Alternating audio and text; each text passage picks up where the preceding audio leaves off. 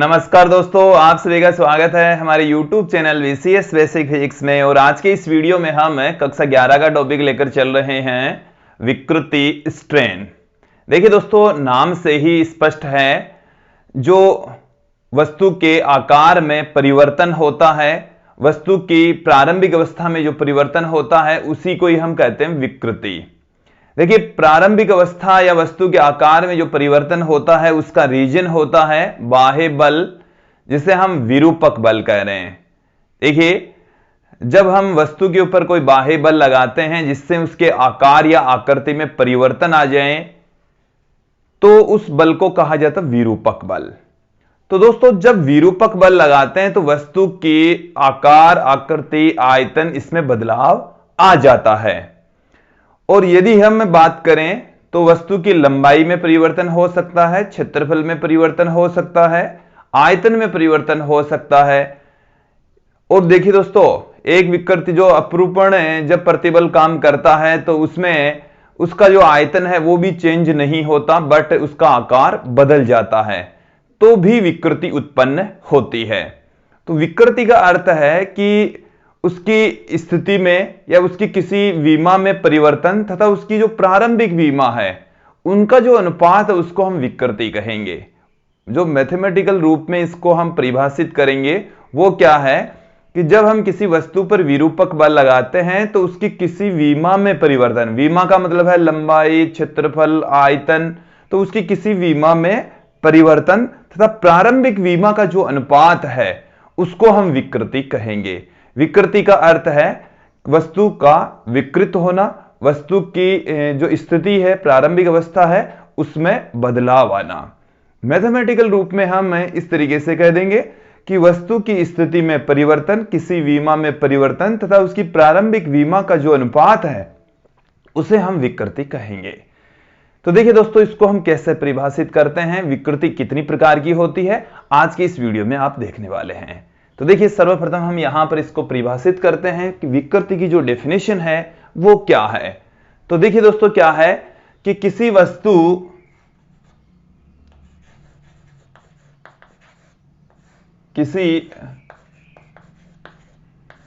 की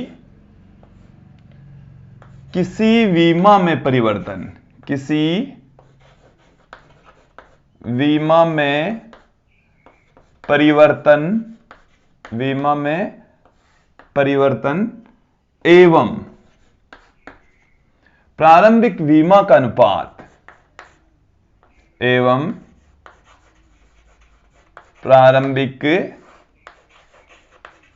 विमा का अनुपात, प्रारंभिक विमा का अनुपात विकृति कहलाता है। अनुपात विकृति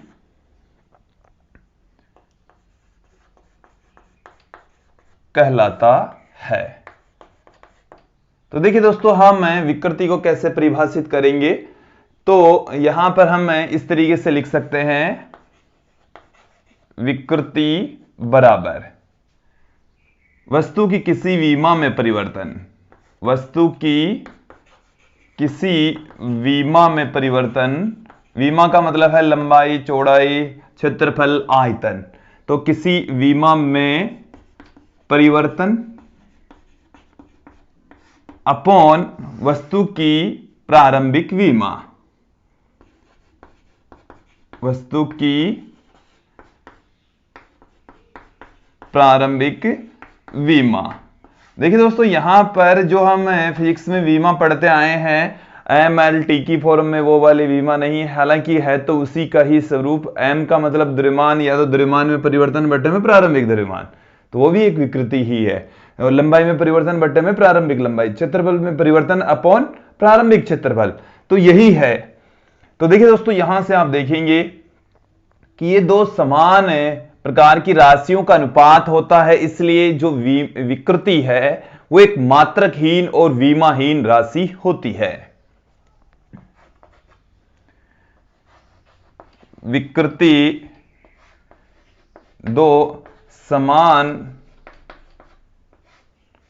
राशियों का अनुपात होता है, राशियों का अनुपात होता है, अतः यह एक मात्रकहीन व विमाहीन राशि है। मात्रकहीन व विमाहीन राशि है। मात्रकहीन और विमाहीन राशि होती है दोस्तों। जो विकृति है वो 3 प्रकार की होती है। विकृति को हम 3 भागों में डिवाइड करते हैं दोस्तों। कौन कौन से प्रकार है वो यहां पर देखेंगे। विकृति के प्रकार तो 3 प्रकार हैं। कितने प्रकार हैं दोस्तों? 3 प्रकार हैं। और कौन कौन से प्रकार है वो देखिए जो पहला जो प्रकार है उसको हम कहते हैं रेखीय विकृति। रेखीय विकृति, इसे हम अनुदैर्ध्य विकृति भी कहते हैं। अनुदैर्ध्य विकृति भी कहा जाएगा या अनुदैर्ध्य विकृति।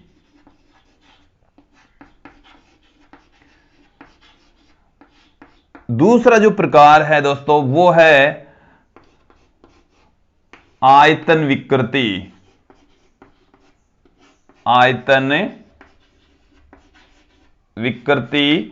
और जो तीसरा प्रकार है वो है अपरूपण विकृति, स्पर्शरेखीय विकृति। अपरूपण विकृति इसे हम कहेंगे दोस्तों। अब हम इनको एक एक करके परिभाषित करेंगे। इनको एक एक करके आप लोगों को समझाएंगे क्या है। सर्वप्रथम मैं पहली जो विकृति है इसको देखिए आप लोग। पहला विकृति का पार्ट है वो है रेखीय विकृति। रेखीय विकृति। इसका दूसरा नाम है अनुदैर्ध्य विकृति। अनुदैर्ध्य विकृति। तो देखिए ऐसी विकृति जिसमें विरूपक बल लगाने पर, ऐसी विकृति जिसमें विरूपक बल लगाने पर वस्तु की लंबाई में परिवर्तन हो, तो उस विकृति को हम अनुदैर्ध्य विकृति या रेखीय विकृति कहेंगे दोस्तों। एक बार फिर से सुन लीजिए कि ऐसी विकृति जिसमें किसी वस्तु पर बाह्य बल लगाने पर वस्तु की लंबाई में परिवर्तन हो, विरूपक बल लगाने पर लंबाई में परिवर्तन हो, तो उस विकृति को हम अनुदैर्ध्य विकृति कहेंगे, रेखीय विकृति कहेंगे। तो देखिए दोस्तों क्या है डेफिनेशन कि ऐसी विकृति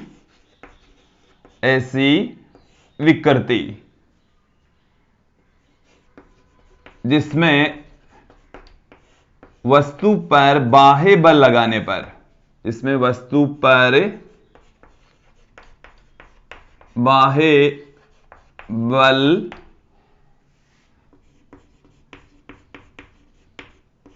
लगाने पर उसकी लंबाई में परिवर्तन हो, उसकी लंबाई में परिवर्तन हो, रेखीय या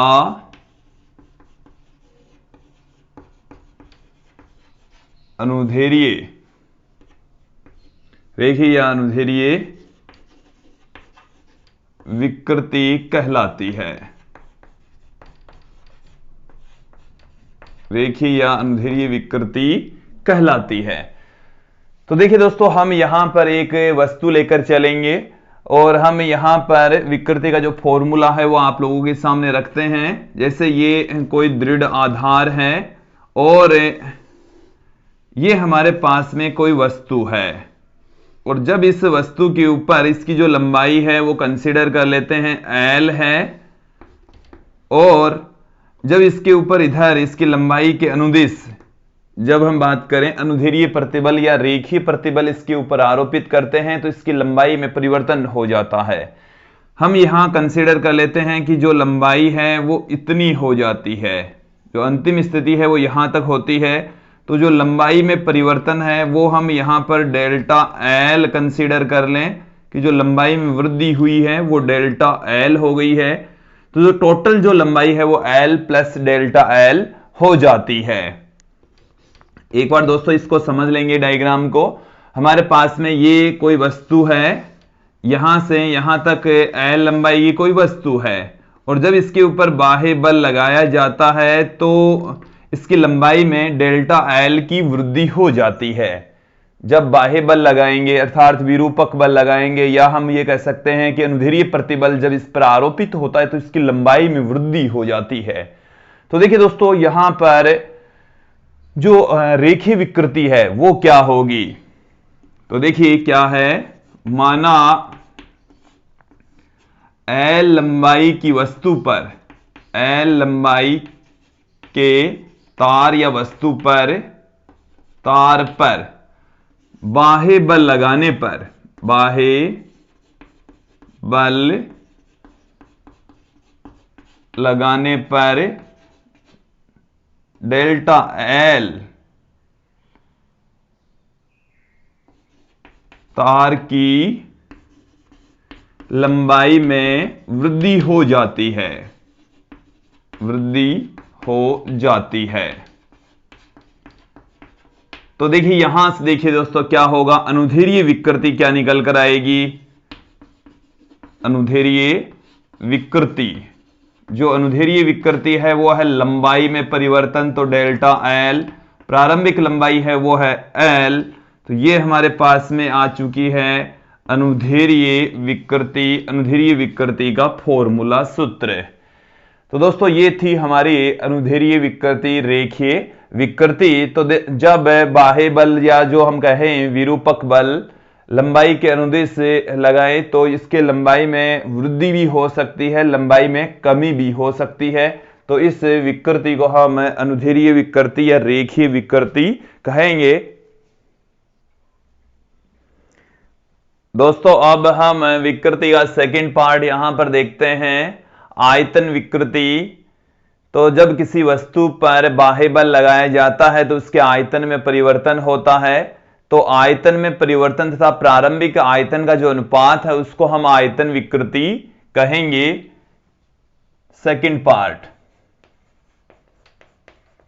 आयतन विकृति।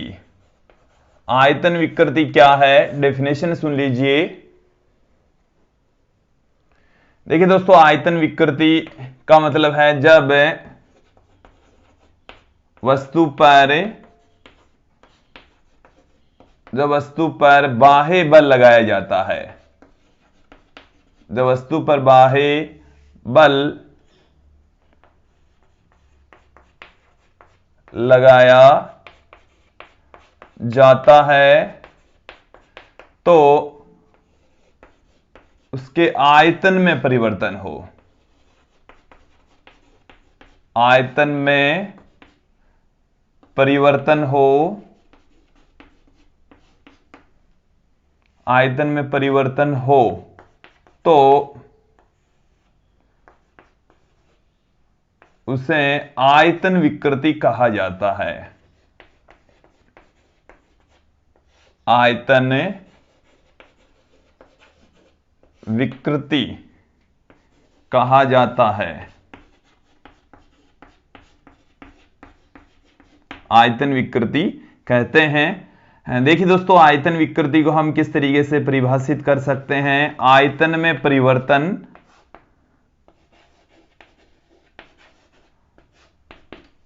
आयतन में परिवर्तन, आयतन में परिवर्तन अपॉन वस्तु का प्रारंभिक आयतन।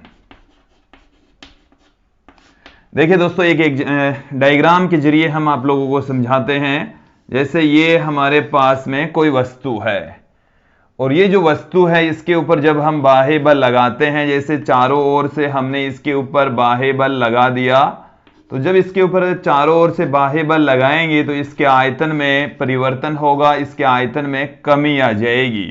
और जब इसके आयतन में कमी आती है तो उस विकृति को हम आयतन विकृति कहेंगे। देखिए दोस्तों, जब इसका प्रारंभिक आयतन बात करें v है और आयतन में जो परिवर्तन है, ये जो आयतन कम हुआ है, ये इतना जो आयतन में कमी आई है, इस कमी को यदि हम डेल्टा v से प्रदर्शित करें तो देखिए आयतन विकृति क्या हो जाएगी, आयतन विकृति होगी डेल्टा v अपॉन v के तुल्य। ये हमारे पास में आयतन विकृति का फॉर्मूला होगा। यह भी मात्रकहीन और विमाहीन राशि ही होती है। तो ये इसकी अंतिम स्थिति है। यहां पर ये वस्तु पहुंच जाती है, इसके आयतन में कमी आ जाती है। आयतन में कमी डेल्टा v, प्रारंभिक आयतन v। तो जो आयतन विकृति है वो है आयतन में परिवर्तन अपॉन प्रारंभिक आयतन। तो दोस्तों ये था आयतन विकृति। अब हम बात करते हैं यहां पर विकृति का अंतिम पार्ट, अपरूपण विकृति। अपरूपण विकृति। देखिए अपरूपण विकृति में क्या होता है कि जब बाह्य बल या विरूपक बल लगाया जाता है तो वस्तु के आकार में परिवर्तन आ जाता है, लेकिन आयतन में कोई परिवर्तन नहीं आता। यह ठोसों में ही होती है। और जब वस्तु के किसी एक फलक पर बाह्य बल लगाया जाता है, फलक के अनुदिश बल लगाया जाता है, तो वस्तु के जो समांतर फलक हैं उसमें जो सापेक्ष विस्थापन आता है और जो समांतर फलकों के मध्य की दूरी है उनका अनुपात अपरूपण विकृति कहलाता है।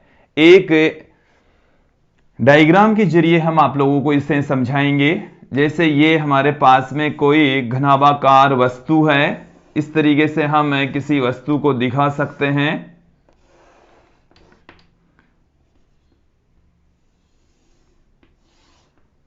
ये हमारे पास में कोई वस्तु है और जब हम इस वस्तु के ऊपर बाह्य बल लगाते हैं तो वस्तु अपनी पूर्वावस्था से थोड़ी सी विस्थापित हो जाती है, थोड़ी सी इस तरह से झुक जाएगी। और जब ये झुकेगी, थोड़ी सी समांतर फलकों के मध्य की जो डिस्टेंस है वो यदि चेंज होती है, समांतर फलकों के बीच की जो डिस्टेंस है वो हम कैपिटल L लेकर चल रहे हैं और इसका इस डायरेक्शन में जो विस्थापन है वो है डेल्टा अक्ष। डेल्टा अक्ष, इस फलक के ऊपर इस दिशा में बल लगाया जाता है। ये जो एरो का निशान हमने दिखाया, इस डायरेक्शन में इसके ऊपर बल लगाया जाता है। तो इसमें बल की दिशा में जो समांतर फलक है वो डेल्टा अक्ष दूरी तक विस्थापित हो जाता है। समांतर फलकों के बीच की दूरी हमने यहां पर L दिखाई है। तो ये जो डेल्टा अक्ष और समांतर फलकों के बीच की जो दूरी का अनुपात है, इसी को ही हम अपरूपण विकृति कहेंगे, अपरूपण विकृति कहा जाता है। तो ऐसी विकृति